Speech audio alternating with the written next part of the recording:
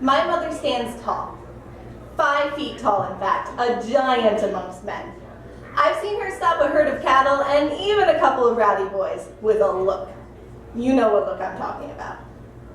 My mother taught me to stand tall, to stand proud. She told me that no one could topple me unless I let them, or unless they were my mom, cutting me down to size. My mother taught me my alphabet, patiently listening to my hesitant b's, c's, and my slurred s's, drunk as I was in the beauty of language.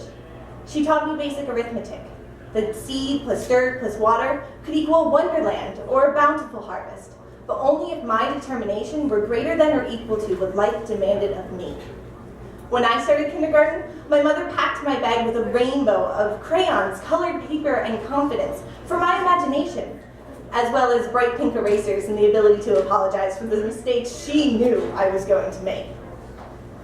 When I was sick of people and showing sure symptoms of teenager, my mother nursed me back to humanity with a hot, steaming bowl of patience.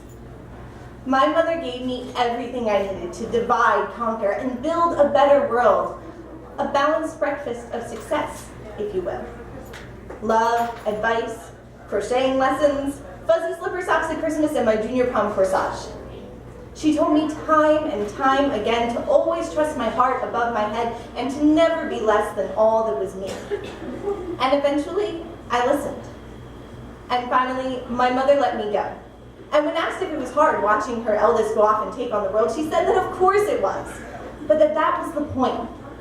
She said she'd raised me to do something for the world, to take all the pain I'd ever witnessed upon my shoulder and run marathons, fueled by all the happiness I'd only ever dreamed of. And when asked if it would be easier, or at least less worrisome, if I had stayed closer to home, my mother laughed and said the very idea was silly. I did not raise my children to stay, she said.